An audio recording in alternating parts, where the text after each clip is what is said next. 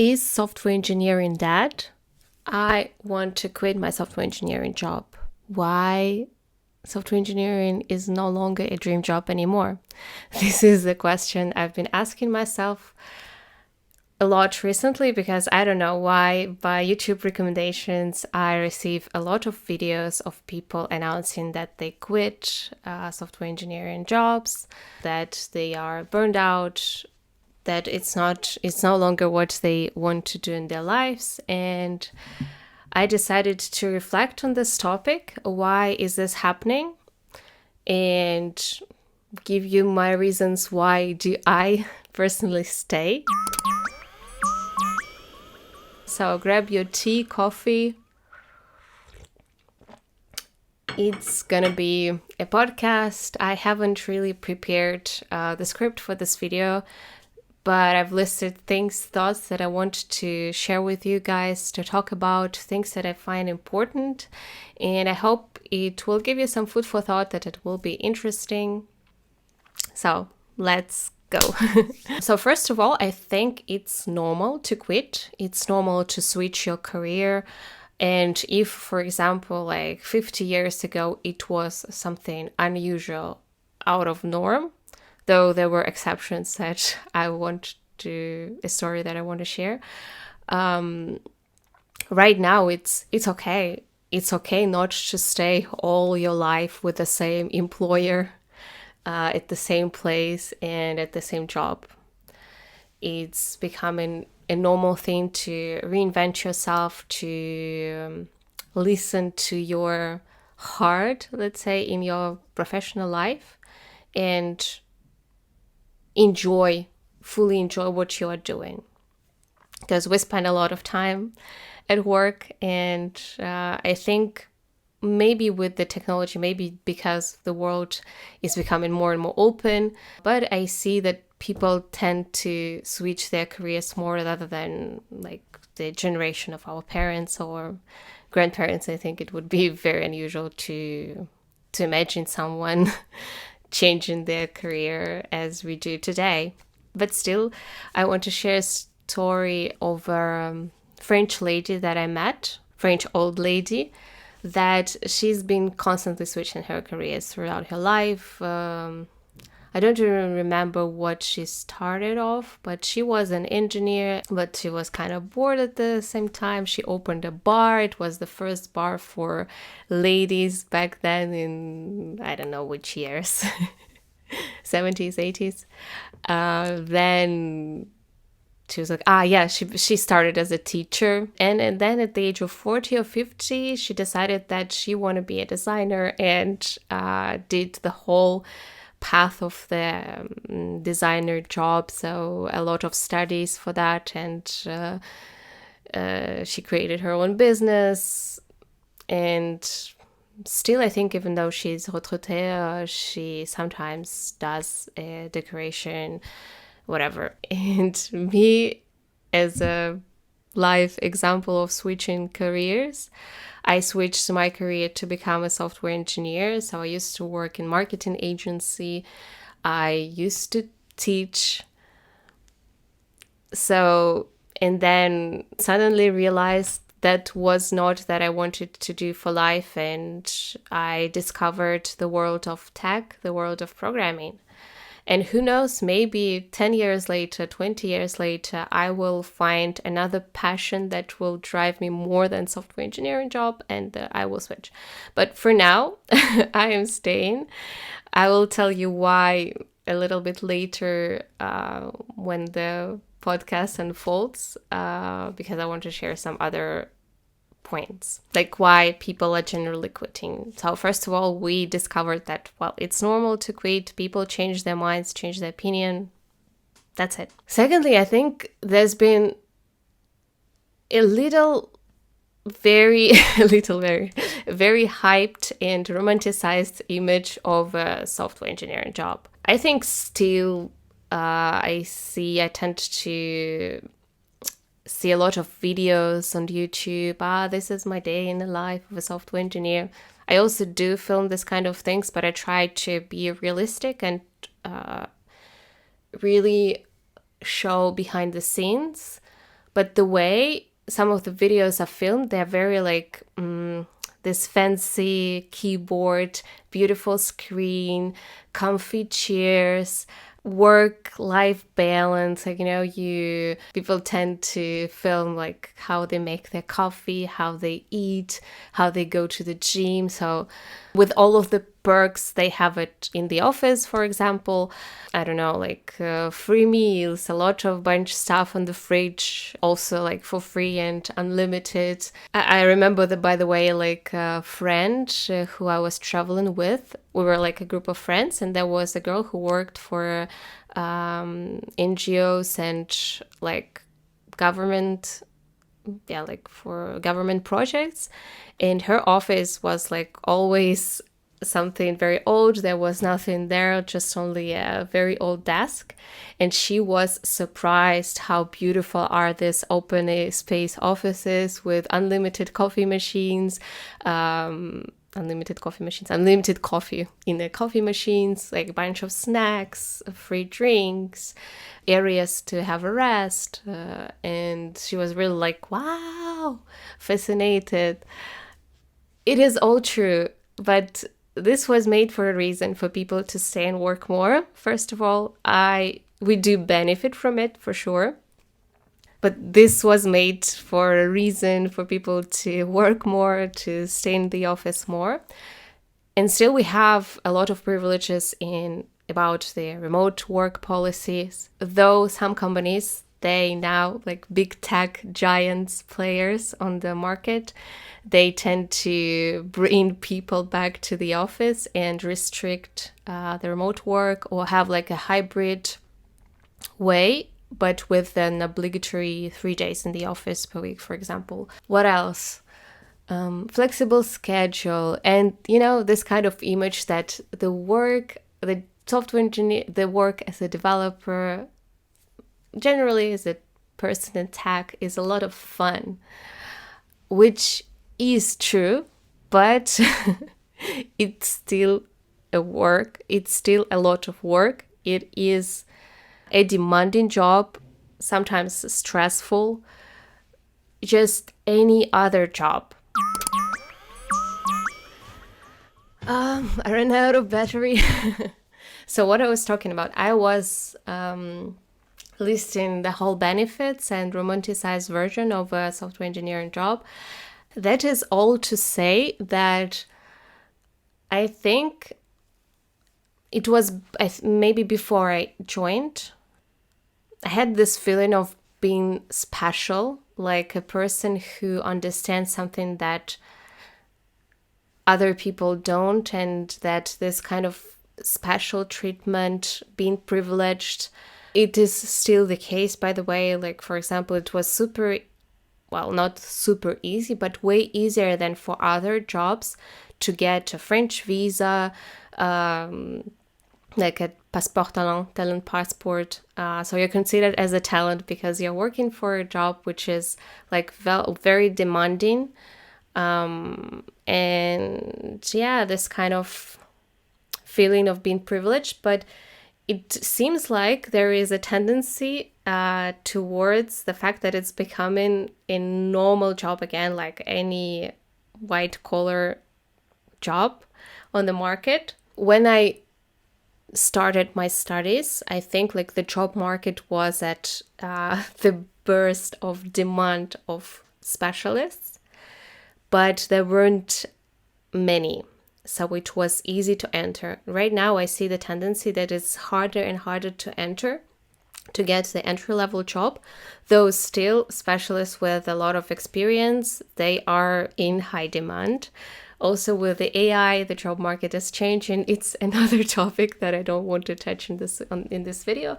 But well, so you see, like from something, a feeling of being special, of being very privileged to comparing to other job markets, it's getting like just a normal job, just something, I don't know, as an economist, as a lawyer, imagine whatever, like office worker, normal office worker in your head. And on top of that, I think it's the job itself is difficult. And so if before just I just imagine in my head this memes of a person who, I don't know, was lying on the beach, and there was a task to add this button on the page, and you would tell, it will take 1 week, it's super difficult. So now with the technologies evolving, and not even, I think if we put back the AI, the fact that there are so many people coming and that they know that it's some kind of task they are not difficult to do and that it's super trivial. So it means that the whole market is perturbated. And so people who tend to be, let's say, more like mediocre, had mediocre skills and which were on high demand just because they had this title, I am a software engineer, they are not in demand specialists anymore. But still, I can't say that, right now with all technologies that have software engineer is a very easy and chill job, and we do nothing during the day. Not at all. For me, I will be talking about my own experience. It's a very hard job, and this is also a part, I think, why some people do quit. Again, my own experience. It's a good thing and a bad thing at the same time that you always have to learn new things, and it's never the same. For some jobs, you kind of learned the way you do things and you follow the pattern, you follow the algorithm, the instructions, and you do the same thing. On the one hand, it's super boring to do the same. But normally in other jobs, you just evolve, you take other responsibilities, or you learn new techniques. But still, like, you have this routine, which is the same. In my experience, it was never the same. Any task I take, it's something new. I haven't, well, not any task, but a lot of times, oftentimes, it's a new big project that the company announced and we need to do things. Nobody knows how to. You experiment, you have the theory, you learn, you get out of your comfort zone again and again. And it's a good and a bad, because the good thing is that, wow, you're always learning something new. Your brain never stops working. Your brain muscles are always in sharp. But it's also the opposite side that I'm always like a bit stressed. I'm learning how to overcome it or make this stress my friend. I think I've almost succeeded. But this is like, let's say, the other side of having have to constantly learn new things, because the way technology evolves, like, you've learned this framework, it's out of date tomorrow. Also this kind of frustration, you learn this technology, you learn how to build. Of course, there are some foundations, principles. That's why there are some programming books that were written like in early 2000s that are always that are never out of date.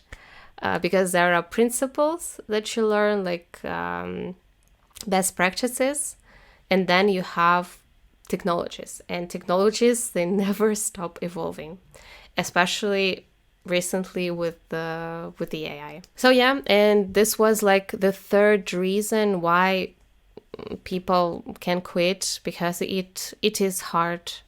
And I think if you don't have reasons to why do you stay, all of these perks, like all of these companies' perks, high salary, vacation plans, remote work, it means nothing if you don't have reasons to stay.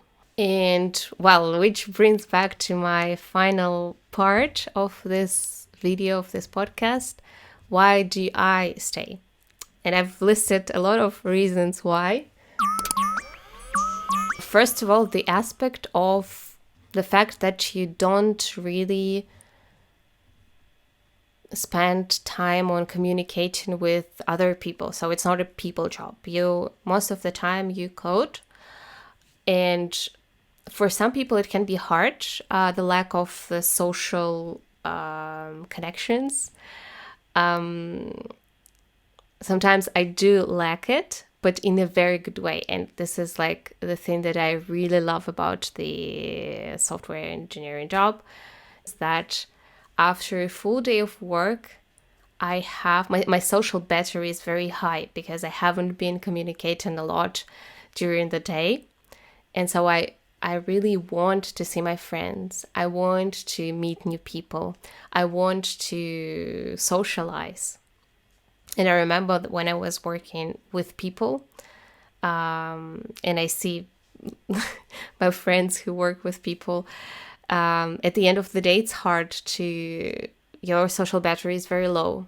And now it's different. Now it's different. I want to socialize. I want to go to sport. I want to do many, many things. I want to film these videos for you. Another reason why is there still, even though, as I told you, some big companies, tech players, they are cutting off the remote policy, but we still do have a quite flexible schedule, quite flexible way of working, just by the nature of the fact that we are not tied to a place. Like you have your computer. Well, in some cases you have like the security and you have to be in the location where you have your servers, machine, whatever. But in general, your job is not tied to the place, and this gives a lot of flexibility. Then, as I told you, you always learn something new, you train your muscles, and this is something I've always wanted. When I know there is I hit a plateau at my daily tasks, and then I start being on the routine. I read technical books, I learn new things, I've started this project at school. Like you have a lot of space to learn, and you will never learn enough. The fourth thing is that there is still less hierarchy in the offices. I mean that I can, in French you can tutoie people and vous voir, like vous or tu, and like we talk to, for the top management, for the CTO, for the CEO, for everyone it's like your buddy, even though you have like a certain respect for a person. But if I feel like I am like a person who's not a manager, but I feel like this is needed to be done, I can give my opinion and my opinion can be considered. And this is a very cool thing. I see in other professions sometimes, like if there is a manager who has his or her opinion, you have no way to break this opinion, and this is the hierarchy. You have this responsibility and you can't change things. Maybe it's very romantic to think that I have some voice and that I can change things if I want. It's still not the same as if like in other like structures in fields when everything is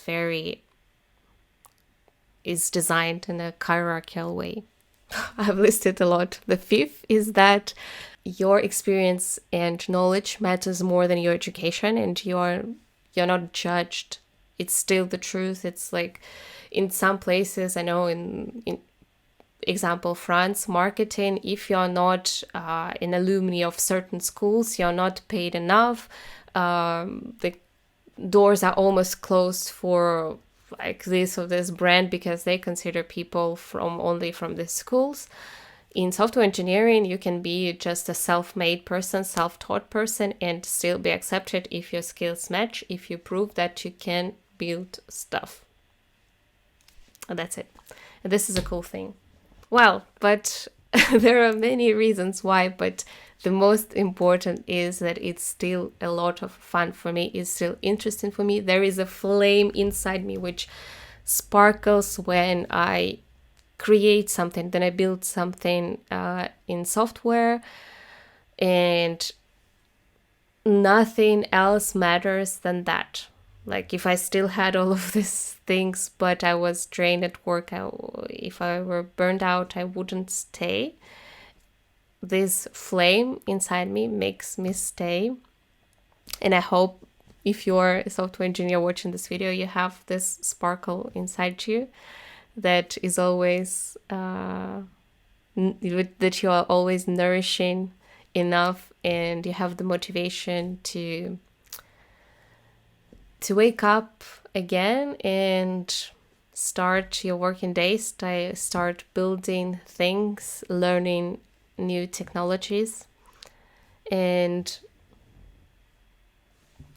keep going and keep coding. I've shared a lot of things, so right now this is the time for you to share your stories. I would be happy to read all of your stories, and I think I have this idea of creating a video where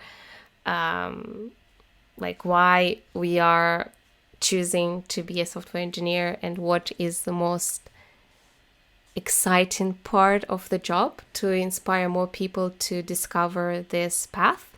And thank you very much for watching. Let me know what you know. Let me know what you think about this format, and see you in my next videos. Bisous. Bye.